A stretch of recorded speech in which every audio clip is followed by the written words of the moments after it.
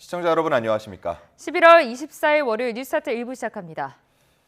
이재명 대통령은 남아공 G20 정상회의 마지막 날 회의에서 인공지능 기술 발전의 혜택을 모두가 함께 누리는 글로벌 AI 기본사회 구축을 강조했습니다. 오늘 2028년 G20 정상회의에 한국 개최 소식도 전하며 국제사회에서 책임 있는 역할을 하겠다고 했습니다. 강진원 기자의 보도입니다. 주요 20개국 정상급 인사들의 참여 속에 1박 2일 동안 남아공에서 진행된 G20 정상회의. 모두를 위한 공정한 미래를 주제로 열린 최종 세션에서 이재명 대통령은 글로벌 AI 기본사회 실현을 주요 해법으로 제시했습니다. 우리나라 주도로 에이펙 경주 선언에 담은 핵심 화두를 아시아 태평양 지역을 넘어 G20 무대로 가져온 겁니다.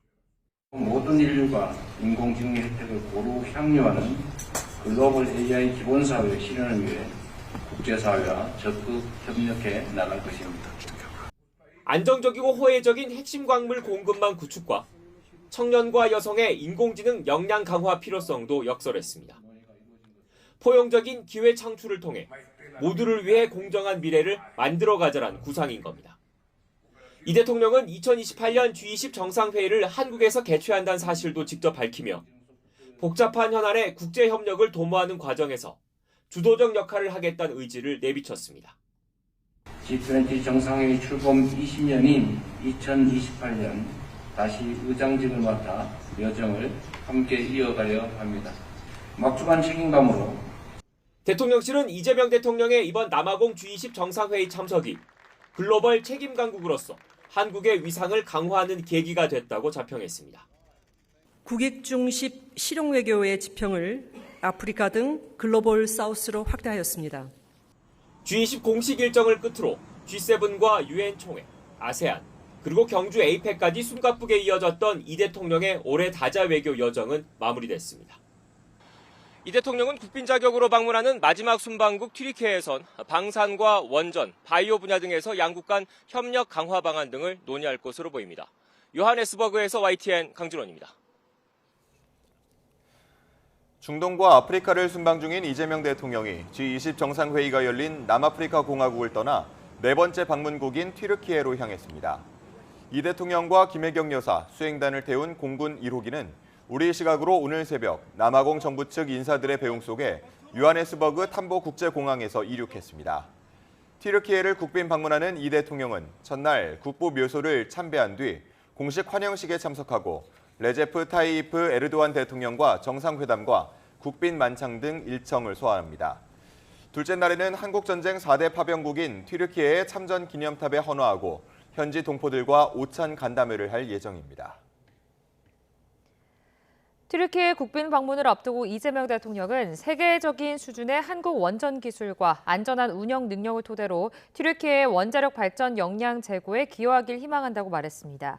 이 대통령은 우리 시각으로 어제 공개된 튀르키예 아나돌루 통신과의 서면 인터뷰에서 한국 기업의 튀르키예 시놉 원전 프로젝트 참여와 관련한 논의가 진행 중이라며 이같이 밝혔습니다. 이어 한국은 UAE의 바라카 원전 프로젝트를 성공적으로 완수하는 등 지난 20년간 글로벌 원전 시장에서 실력을 쌓았다며 튀르키예 프로젝트에 참여하면 최적의 파트너가 될 것이라고 강조했습니다.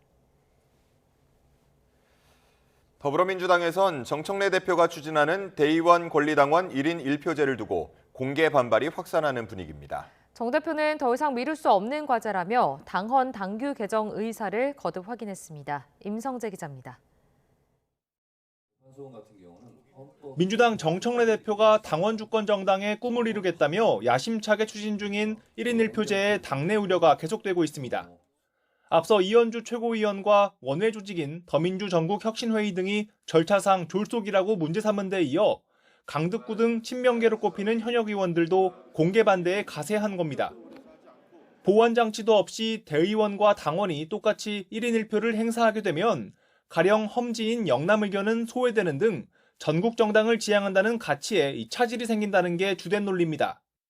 보완 장치의 취지까지 모두 없애버린다면 그것은 우리 당의 역사와 정체성 그리고 가치를 훼손하는 우를 범하는 졸속 개혁이 될 수도 있다. 잇따른 이견 표출에 정 대표는 SNS에 비슷한 내용의 글을 잇따라 올리며 직접 진화에 나섰습니다. 1인 1표는 더 미룰 수 없는 당내 민주주의 과제라며 자신의 뜻을 꺾지 않겠다는 의지를 재차 확인한 겁니다. 나라의 주인이 국민이듯 당의 주인은 당원입니다.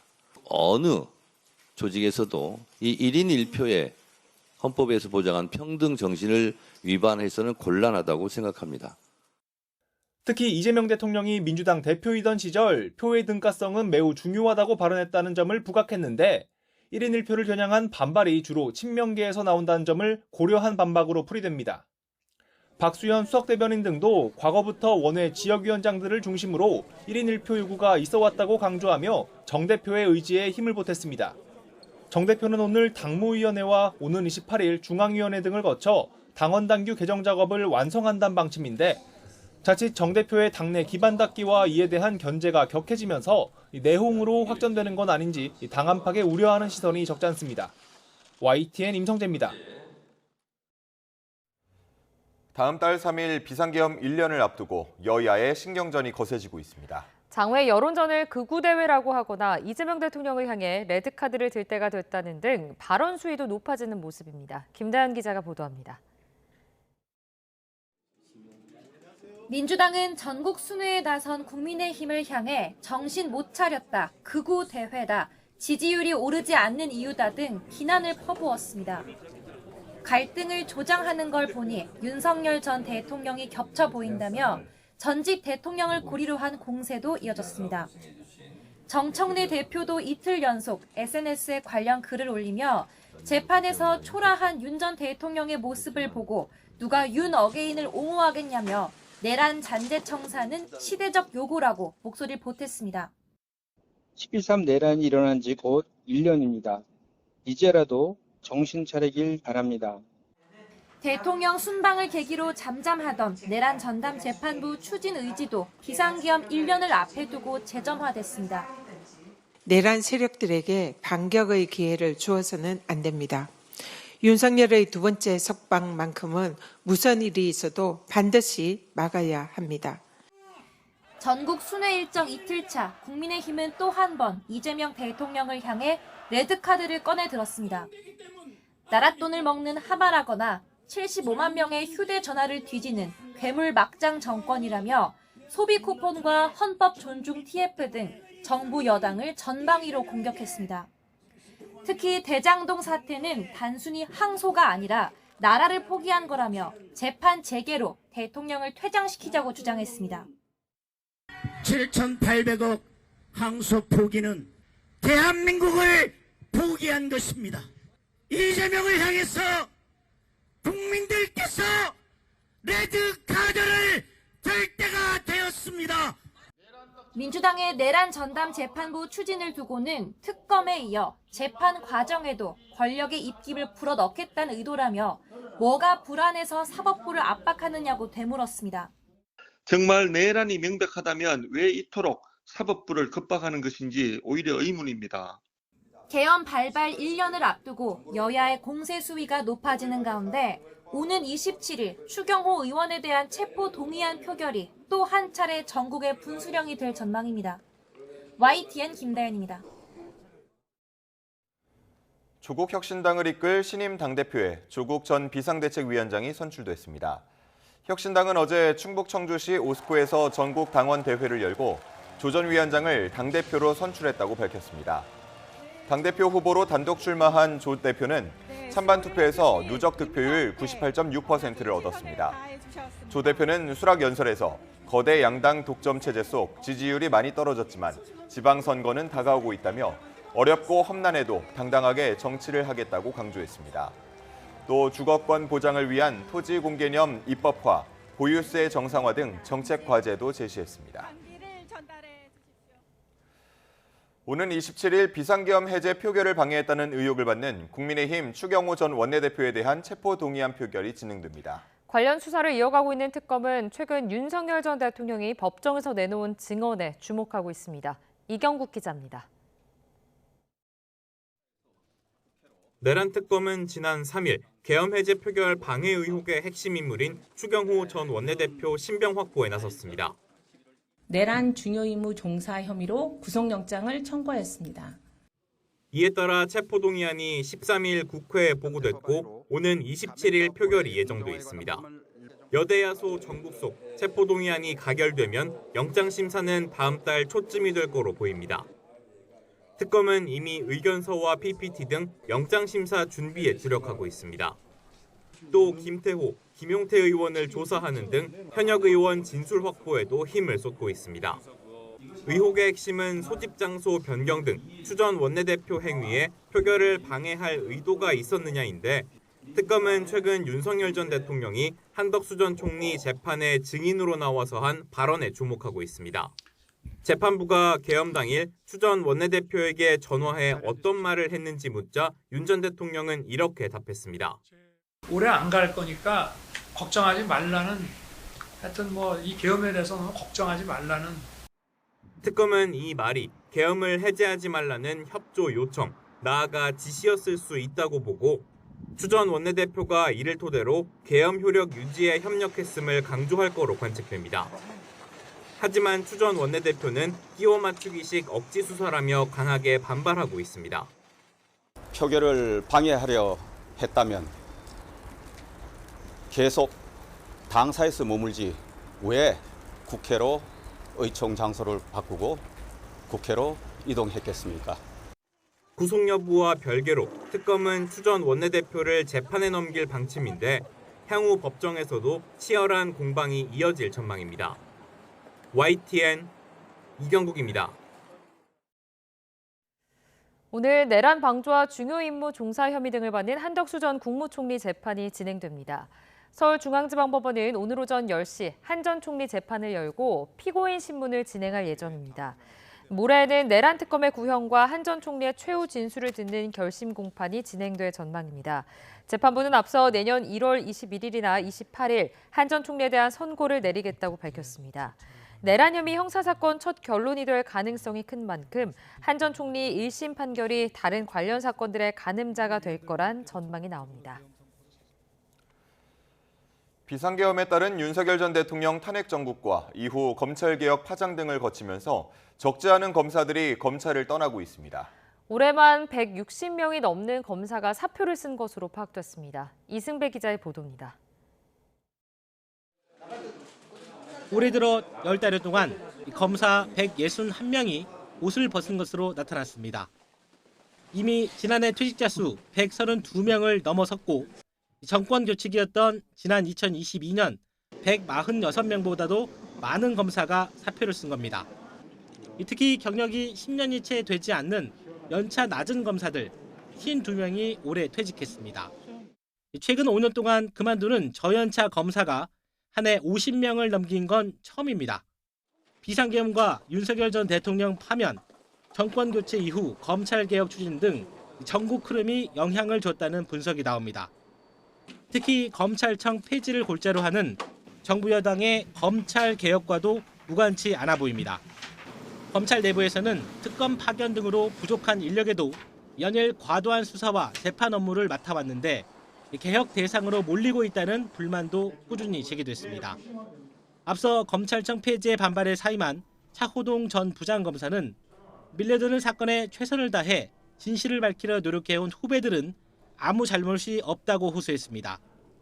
최근 재편된 검찰 수뇌부는 조직 안정을 한 목소리로 강조하고 있습니다. 검찰 조직이 안정화되고 또 맡은 본연의 책무들을 성실하게 수행할 수 있도록 하는데 최우선 가치를 두고. 하지만 대장동 사건 항소 포기 여파에 반발 여론이 적지 않습니다. 여기에 계엄 관련 가담자를 가려내기 위한 정부혁신 TF가 검찰과 법무부에도 각각 꾸려졌습니다. 잘잘못을 따지는 과정에서 검사 이탈이 더 늘어나면서 혼란이 가중될 수 있다는 관측입니다. YTN 이승배입니다.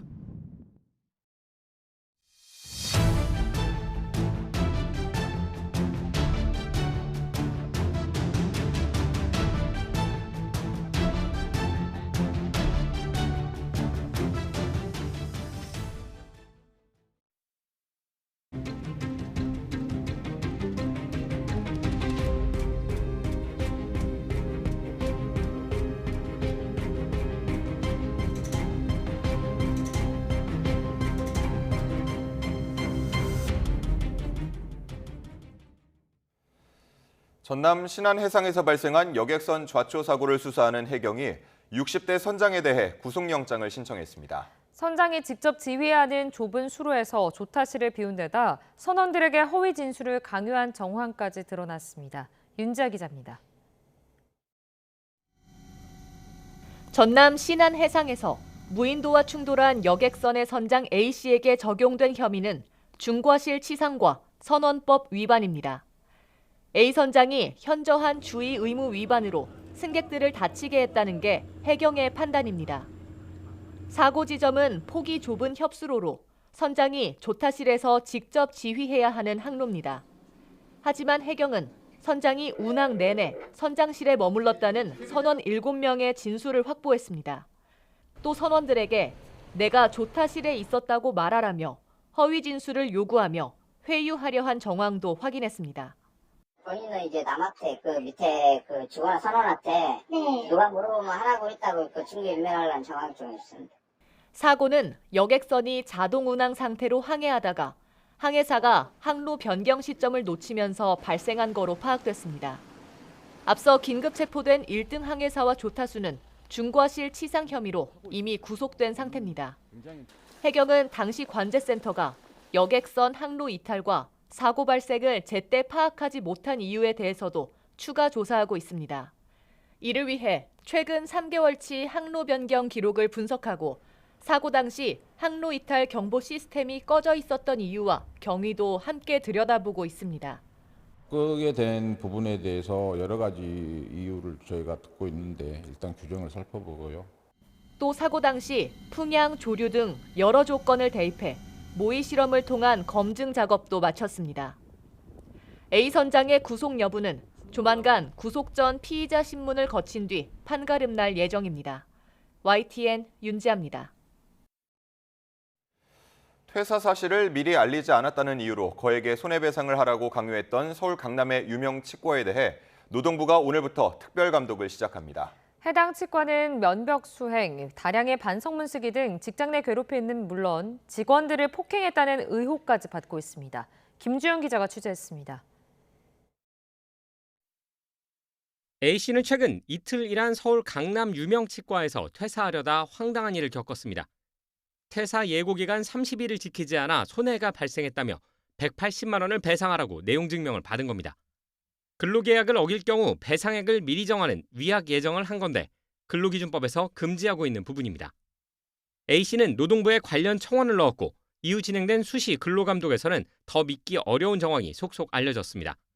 병원 직원들은 대표가 단톡방에 욕설을 하는 것은 물론 기분이 나쁘다며 직원들을 몇 시간씩 벽을 보게 했고 A4 용지에 반성문을 적는 이른바 빽빽이를 시키기도 했다고 주장했습니다. 제가 면접을 보러 갔을 때는 그 환자들이 대기하는 공간에 나와서 다 보는 앞에서 그냥 소리를 치더라고요. 직원들과 소통할 때 인이어라는 거를 쓰고 있는데 그거를 통해서 기록이 안 남도록 욕을 한다거나. 상황이 이렇다 보니 지난 2022년 이후 이 병원을 퇴사한 직원만 500명이 넘는 것으로 파악됐습니다. 이에 고용노동부는 오늘부터 해당 병원에 대한 특별 감독에 들어가기로 했습니다. 감독관 7명을 투입해 지난 3년 동안 법 위반 사항이 있는지 살펴볼 예정입니다. 대표가 직원들을 폭행했다는 의혹까지 사실로 드러날 경우 형사처벌 가능성도 남아 있습니다. 김영훈 노동부 장관은 위약 예정 계약은 구직자의 공정한 출발을 해치는 것으로 결코 정당화해서는 안 된다며 철저히 진상을 규명하겠다고 강조했습니다. YTN 김주영입니다. 한 줄 뉴스입니다. 경찰이 인천 계양산에서 구조 요청을 해 실종된 것으로 추정됐던 10대 여성이 무사한 것을 확인했습니다. 몸에 욕창이 생길 정도로 방치됐다가 위중한 상태로 발견된 육군 부사관의 아내가 끝내 숨진 것으로 뒤늦게 드러났습니다. 고령 운전자 141명에게 지원된 페달 오조작 방지 장치를 분석한 결과 석 달 동안 오조작 의심 사례가 70회 넘게 발생한 것으로 파악됐습니다. 우울증 등 정신건강 문제로 응급실을 찾은 청소년과 20대 초반 성인이 5년 사이 2배 가까이 늘어나는 것으로 나타났습니다. 양양군 소속 7급 운전직 공무원 A씨가 이른바 계엄령 놀이를 하며 환경미화원들에게 폭력과 괴롭힘을 행사한 논란에 대해 양안군이 심려를 끼쳐드린 점에 대해 깊이 송구스럽게 생각한다고 밝혔습니다. 경찰청은 보이스피싱 등 범죄에 이용된 전화번호를 10분 이내로 차단하는 긴급 차단 제도를 오늘부터 시행한다고 밝혔습니다. 부실 채점 논란을 빚은 2021년 세무사 시험과 관련해 애초에 점수 미달로 불합격했다가 추가 합격한 응시자들에 대한 국가의 배상 책임이 인정되지 않는다고 대법원이 판결했습니다. 지금까지 한 줄 뉴스였습니다. 지난달 발표된 11호 부동산 대책 이후 규제 지역 아파트 전셋값이 크게 올랐습니다. 전세 수요는 늘었지만 공급은 줄어들기 때문인데 내년까지 전세난이 장기화할 거란 우려도 커지고 있습니다. 김태민 기자의 보도입니다. 서울 전역과 경기도 12개 지역을 규제 지역과 토지거래 허가구역으로 지정한 10.15 대책 한 달 만에 아파트 전셋값 상승이 본격화하고 있습니다. 대책 시행 전후 한 달을 비교해보니 해당 지역 전셋값 상승률은 2%대에 달했습니다. 같은 기간 아파트 매매가 상승률과 비교하면 서울의 경우 2배를 웃도는 수준입니다. 전셋값이 오르는 건 공급과 수요의 불균형 때문입니다. 강력 규제로 주택담보대출 한도가 크게 줄면서 매매에서 전세로 주택 수요가 옮겨갔지만 공급 물량은 점점 부족해지고 있습니다. 임대차 보호법 시행으로 전세계약갱신이 늘어난 데다가 토지거래 허가구역에서는 전세를 낀 매매, 이른바 갭투자가 차단돼 매물이 급감했습니다.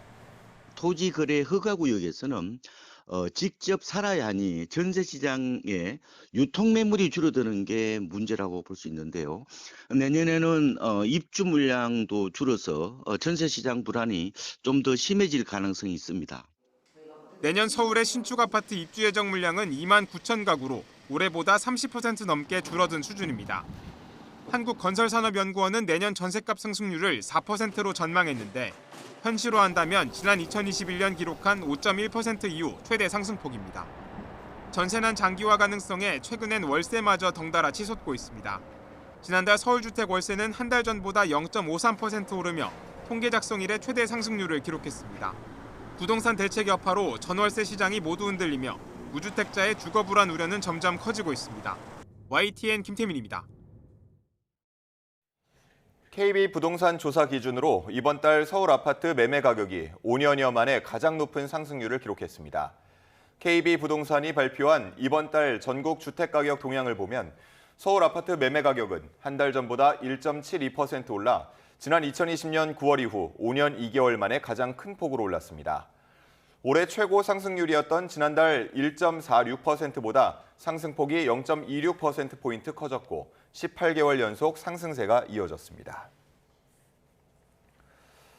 주요 은행들이 잇따라 주택 관련 대출을 중단하고 있는데요. 정부 대출 조이기로 가계대출 목표치를 넘어섰기 때문입니다. 주택담보대출 금리도 치솟은 상황인데 은행 대출 한파는 내년에도 이어질 것으로 보입니다. 이승은 기자입니다. 은행 가계대출 증가세가 다시 고개를 들고 있습니다. 이번 달 들어 20일간 5대 은행 가계대출 증가액이 2조 6천억 원대로 지난달 한 달 증가액보다 많습니다. 주택담보대출 증가세는 둔화했지만 신용대출이 급증하고 있습니다. 11호 대책 이전에 늘어난 주택거래가 몇 달 시차를 두고 실행되는 데다 신용대출로 집 계약금을 내거나 주식에 투자하는 사람이 늘어났기 때문입니다. 이런 추세에 지난 20일 기준 KB국민은행과 신한, 하나, 우리, 4대 은행은 올해 대출 한도를 평균 33% 초과했습니다. 당국이 6.27 대책을 발표하면서 하반기 가계대출 증가 목표치를 절반으로 줄이도록 했기 때문입니다. 은행들은 대출 창구를 속속 닫고 있습니다. KB국민은행은 지난 22일 비대면 채널을 시작으로 올해 실행분 주택구입자금용 주택담보대출 신규 접수를 중단했고 하나은행도 25일부터 올해 실행되는 주택담보대출과 전세대출 신규 접수를 제한합니다. 풍선효과로 대출이 쏠리면 신한은행과 우리은행까지 중단할 수 있습니다.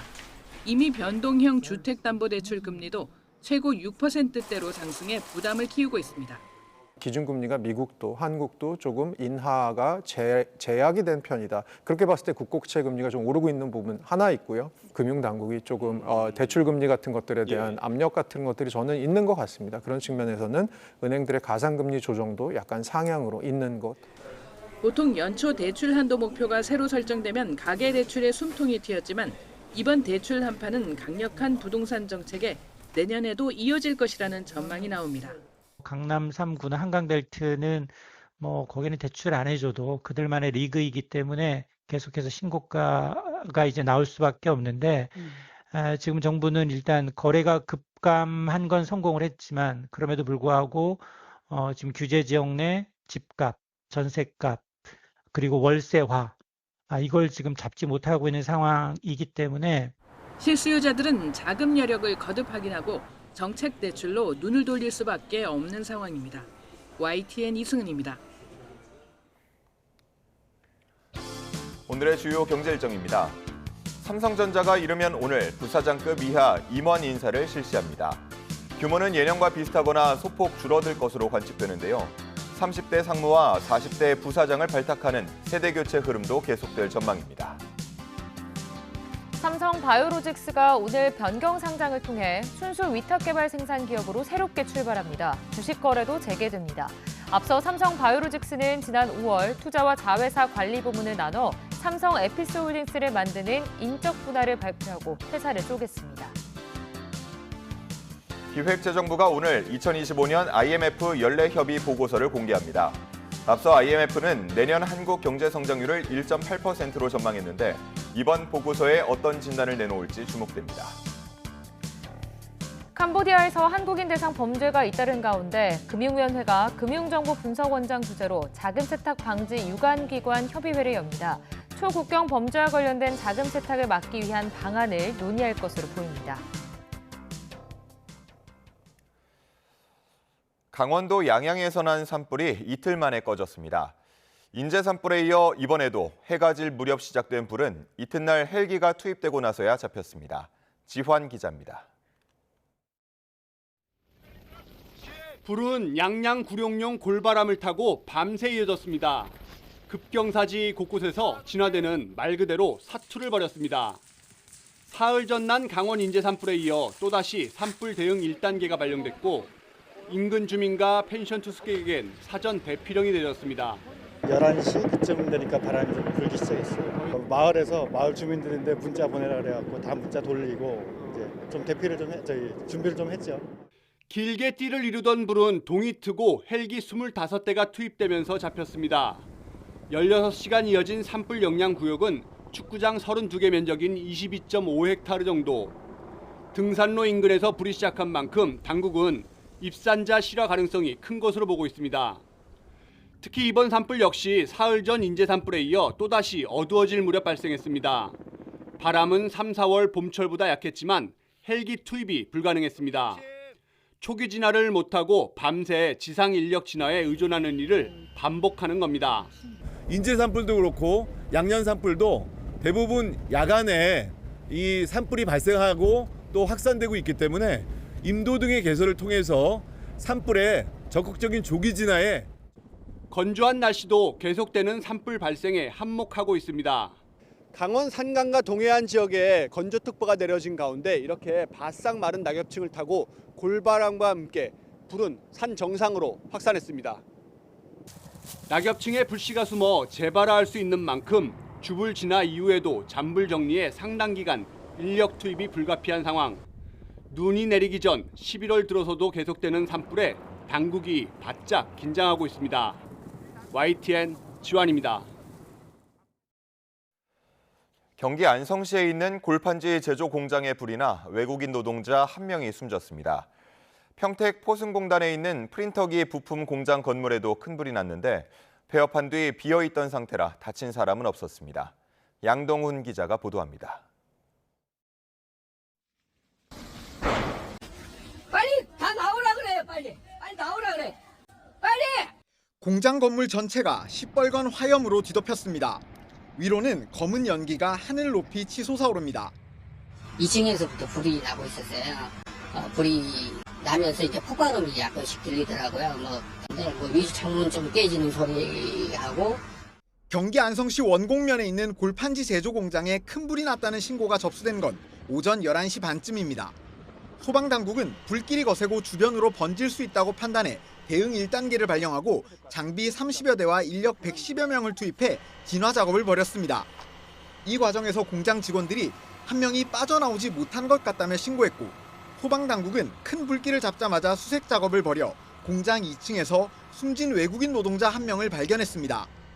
경찰은 숨진 노동자가 식사를 위해 다른 직원 2명과 함께 조리 설비가 있는 식당 휴게실을 찾았다가 미처 빠져나오지 못한 것으로 추정하고 있습니다. 탈출한 다른 직원들과 업체 대표를 통해 불이 나게 된 정확한 경위와 숨진 노동자만 빠져나오지 못한 이유 등을 조사할 방침입니다. 안성화재와 비슷한 시각, 경기 평택시 포승공단에 있는 프린터기 부품 공장 건물에도 큰 불이 났습니다. 공장이 폐업해 비어있던 상태라 다친 사람은 없었지만 건물 2개 동이 모두 탔습니다.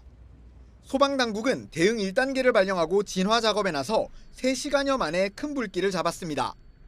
평택시는 근처 주민들에게 되도록 화재 현장에서 멀리 떨어지고 연기와 매연을 막기 위해 창문을 닫아달라는 안내 문자를 보냈습니다. YTN 양동훈입니다.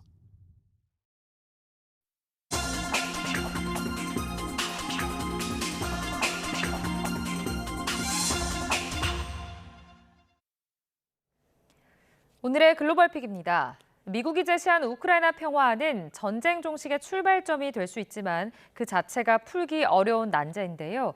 우크라이나와 유럽은 물론 러시아도 받아들이기 어려운 내용이 들어있어 협상 가능성이 극히 불투명하다는 분석입니다. 권영희 기자입니다.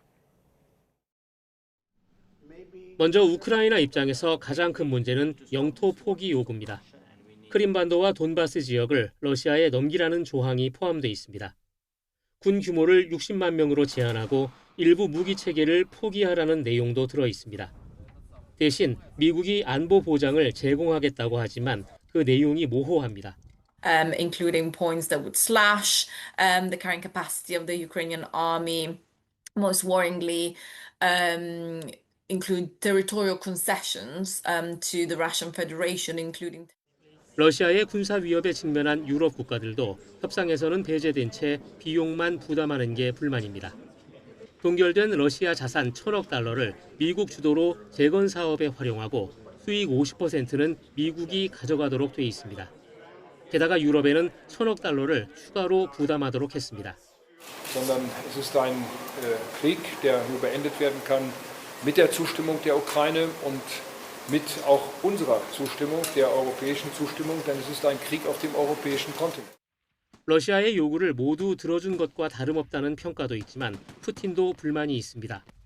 남부전선 동결 조항이 러시아 헌법으로 편입된 점령지와 충돌할 수 있습니다. 또 제재 해제가 단계적이고 조건부로 명시돼 있어 러시아가 원하는 즉각적 효과를 얻기 어렵습니다. Однако это требует, конечно, предметного обсуждения всех деталей предлагаемого плана. Мы к этому готовы. 결국 우크라이나의 주권 보장과 유럽의 실질적 참여, 안보 보장 장치의 구체화 등이 핵심 쟁점이 될 전망입니다. 그러나 각국의 이해가 복잡하게 충돌하면서 협상 자체가 쉽지 않을 것이란 분석이 나오고 있습니다. YTN 권영입니다. 미국과 우크라이나 유럽 대표단이 현지 시간 23일 스위스 제네바에서 트럼프 미국 대통령이 제안한 28개 항목의 평화 구상안 세부 논의에 들어갔습니다. 볼로디미르 젤렌스키 우크라이나 대통령은 협상 중간 보고를 받았다며 미국 측의 제안에는 우크라이나의 관점과 국가 이익의 핵심적인 여러 요소가 포함될 수 있다는 공감대가 형성되고 있다고 밝혔습니다. 우크라이나 대표단을 이끈 루스템 우메로 국가안보국방위원회 서기도 현재 제안된 내용은 아직 확정 단계는 아니지만 우크라이나의 주요 우선순위들을 다수 반영하고 있다고 전했습니다. 미국 당국자도 로이터 통신에 회담이 현재까지 생산적이었고 일부 분야에서는 결론에 가까운 진전도 있었다고 밝혔습니다. 트럼프 미국 대통령은 우크라이나가 자신의 종전 구상을 적극적으로 수용하지 않는다며 불만을 드러냈는데요. 트럼프 대통령은 소셜미디어 트루스 소셜을 통해 러시아와 우크라이나 전쟁은 격렬하고 끔찍하며 미국과 우크라이나의 강력하고 제대로 된 리더십이 있었다면 절대 일어나지 않았을 것이라고 주장했습니다. 그러면서 우크라이나 지도부는 미국의 노력에 고마움을 전혀 표현하지 않았고 유럽은 계속 러시아에서 원유를 사고 있다고 밝혔습니다. 멕시코 남부에는 가스나 장작 대신 강력한 햇볕, 태양열로 요리하는 태양 요리사들이 있습니다. 환경도 지키고 생활비도 줄일 수 있다고 하는데요. 한상욱 기자가 전해드립니다. 햇살 아래 한 여성이 반짝이는 조리기 앞에서 음식을 준비합니다. 가스도 장작도 없습니다. 강력한 햇볕이 유일한 에너지입니다. Así no inhalamos humo y cuidamos al medio ambiente, ¿no? 로사 가르시아 씨는 5년째 태양열 조리기를 사용하고 있습니다. 옥상에는 천천히 끓이는 스튜용 냄비를, 마당에는 음식을 데우고 굽는 냄비를 두고 있습니다. 반사 패널로 햇볕을 모아 열을 내는 단순한 구조로 가격은 800페소에서 1200페소, 우리 돈으로 4만 원에서 6만 원 정도입니다. De esa manera estamos ahorrando combustibles fósiles, de esa manera estamos contrarrestando también ese mismo calentamiento global, aprovechándolo.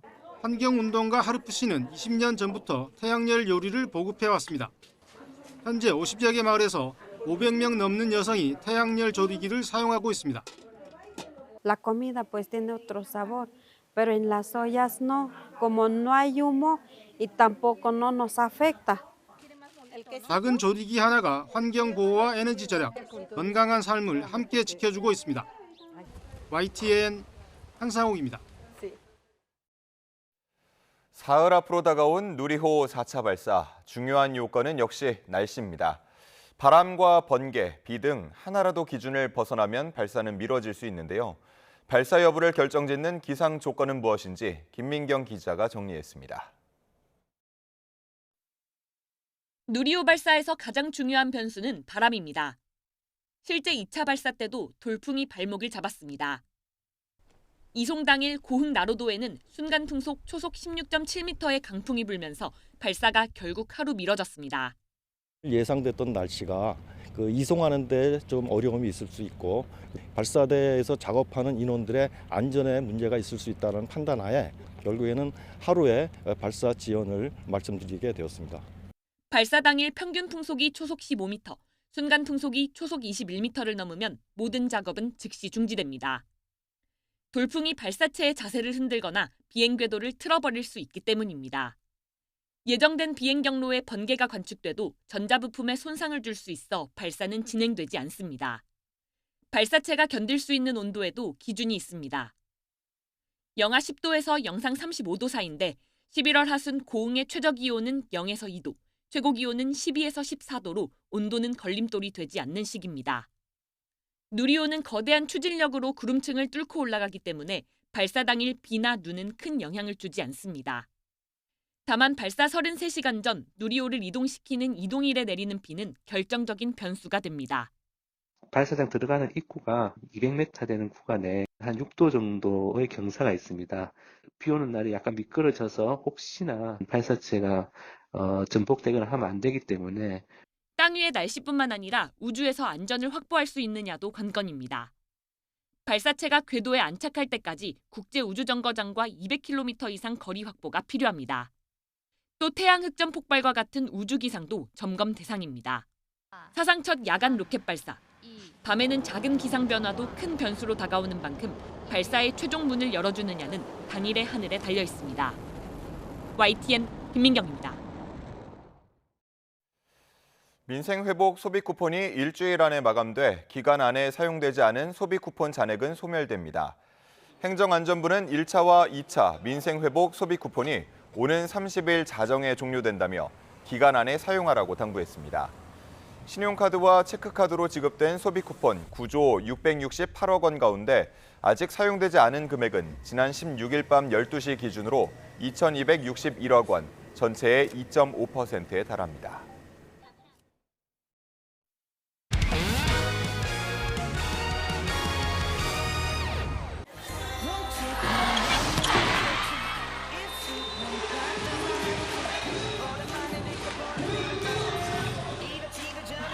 오세훈. 안 되는 순간이네. 자, 오세훈 선수 이런 거 나오면 안 돼요. 네. 이거는 완전 이들이 쓰러졌고, 이건 뭐 무모한 범실이거든요. 그렇죠. 오시아라 감독적으로 목적타인데 목적 없이 갔어요. 높이 있는 브로킹이 있으면 반크로스가 중간 때리기 힘들어요. 다시 한번 거스봉. 볼이 어디 갔나요? 볼이 지금 저 선장의 구조물에 올라온 것으로 보이는데요. 볼이 안 내려오세요. 네. 볼이 사라졌습니다. 재밌는 장면이 나옵니다. 카메라에 담기지 않을 만큼 높이 떴어요. 아유, 저거 어떻게 하죠? 양아치 이제 그 바람둥이 한가다 나란 남자 모르던 그런 네가 좋았지 몰래. 오늘은 예년보다 온화하겠지만 하늘빛이 흐리겠습니다. 오전부터 오후 사이 중서부 지역에는 비도 조금 내리겠는데요. 5mm 미만으로 양이 적어서 활동하는 데 큰 불편은 없겠습니다. 다만 공기가 탁해서 외출하실 때 참고하셔야겠습니다. 밤사이 서풍을 타고 초미세먼지가 유입돼 현재 수도권과 세종 그리고 강원도에서 초미세먼지 농도가 나쁨 수준을 보이고 있는데요. 오전 중엔 그 밖의 중서부 지역에서 오후에는 남부지방에서도 대기질이 탁해질 것으로 보입니다. 동해안 지역은 오늘도 산불에 주의가 필요합니다. 여전히 건조주의보가 내려진 가운데 강원 산간 지역은 바람까지 강하게 불겠습니다. 오늘 아침 기온은 어제보다 4도가량 높게 출발하고 있습니다. 현재 서울이 11.3도, 대구 7.3도, 광주는 8.9도를 보이고 있습니다. 한낮이 되면 서울 17도, 대구 18도, 광주 19도, 창원도 19도까지 올라서 온화하겠습니다. 내일 전국에 비가 내리면서 먼지는 금세 해소되겠지만 찬 공기가 내려와서 다시 추워지겠습니다. 날씨였습니다.